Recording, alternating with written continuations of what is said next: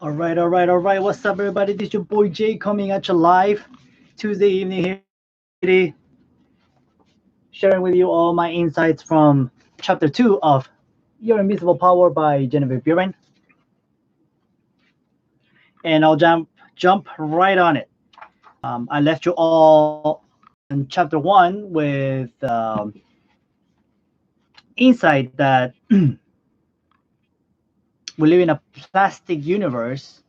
And what's going on, Harvey? Good to have you once again. Hey, what's going on, Mason? And we live in a plastic universe, and with your thought, you form these molds into which you pour your desires. And the more you visualize, the clearer you make your picture, and the clearer your picture, the more resources you pull that are going to bring you closer to your desires. So chapter 2 of the book, how to attract to yourself the things you desire.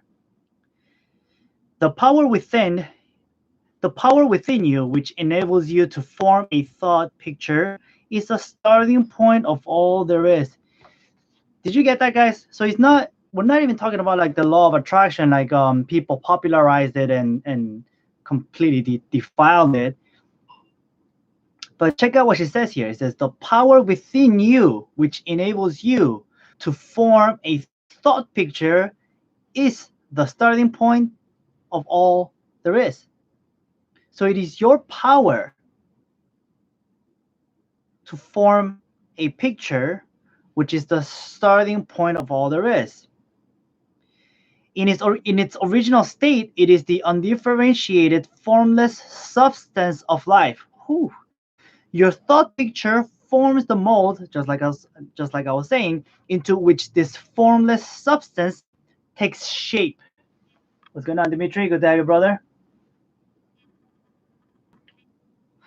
Visualizing or mentally seeing things and conditions as you wish them to be is the condensing the specialist in power in you.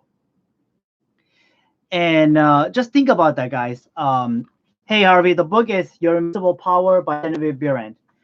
So if you think about it, um, what are you witness in this world that first wasn't a thought in somebody's head? One of the examples that I used to talk about a lot, it was like, let's just imagine, just theoretically, that it was a bunch of cavemen back in the days, sitting on the floor in the cave, and it was cold, right? And they didn't like to sit in the cold. And somebody had the brilliant idea to say, hey, what if I sit? Hey, Len, hey, Debbie. Um, what if we sit in this stone so that we don't have to sit in the cold floor anymore? So they sat on the stone, and the stone was hard.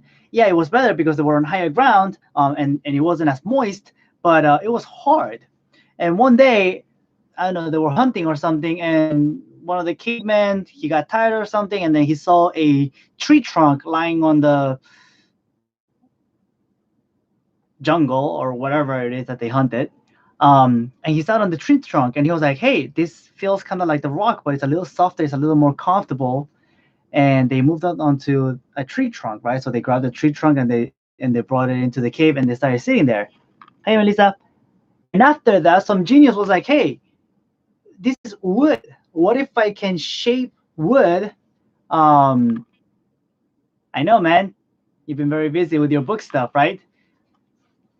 Busy being an author. And what if I could just shape it a little bit so that I can sit in it, and I make some contours in it in the tree trunk, and I'll be more comfortable.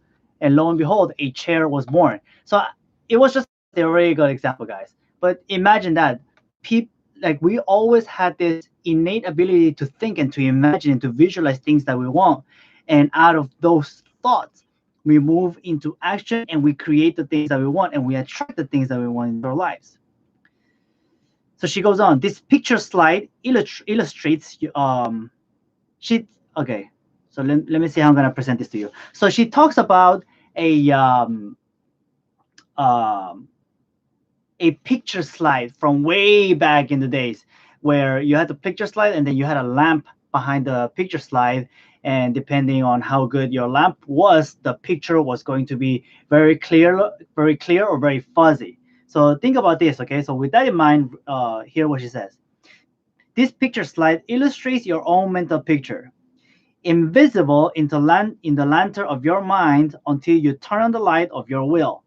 That is to say, you light up your desire with absolute faith that the creative spirit of life in you is doing the work. By the steady flow of light of the will on the spirit, your desired picture is projected upon the screen of the physical world, an exact reproduction of the picture slide in your mind. Visualizing without a will sufficiently steady to inhibit every thought and feeling contrary to your picture would be as useless as a magic lantern without the light. On the other hand, if your will is sufficiently developed to hold your picture in thought and feeling without any ifs, simply realizing that your thought is the great attracting power, then your mental picture is as certain to be projected upon the screen of your physical world as any picture slide put into the best magic lantern ever made. Try projecting the picture in a magic lantern without a light that is constantly shifting from one side to the other, and you will have the effect of an uncertain will. It is as necessary that you should always stand back of your picture with a strong, steady will as it is to have a strong, steady light back of a picture slide. So you see, guys, the whole point um, of of having a vision is not that you are wishful thinking, and I said this before too, but it's not that you're wishful thinking once in a while or here and there, or you are, yeah, maybe I can do it but maybe not, and if I do and if I don't, it's okay. Like, all that stuff is the if that she was is the ifs that she was talking about here, right? So think about that. You have something that you really want, and when you have something that you really want, do you deviate from it? Do you allow yourself to have doubts about whether you really want it or not? And as a guy, I always use the example, but I'm like, fellas, if you ever had a target, and this doesn't sound very good, but anyway, so you guys catch my drift. If you had a target and like you had not a target, but like if you had your eyes, your sights set on this girl, and she was all you could think about all day, did you allow yourself the luxury to think of, to even fathom the idea that you wouldn't be able to be with her?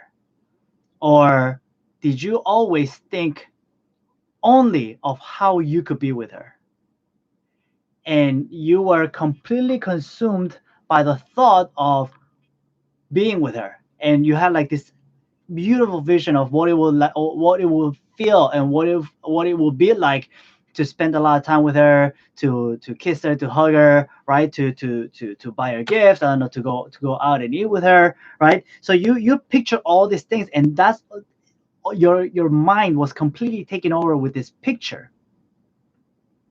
Then let me ask you, if you and ladies, I'm sure that you've done that with the boy of your dreams. But if you think about it, then with a goal that you have for your life, whether it be financial, career-wise, or relationship-wise, and what if you're really not sure about what do you really want? Yeah, exactly. So if you're not sure about what you really want, then you are actually wasting your power to create. And my time is up today, so I have to cut it short. But Dimitri, if you want, just send me a private message and we can carry on the conversation.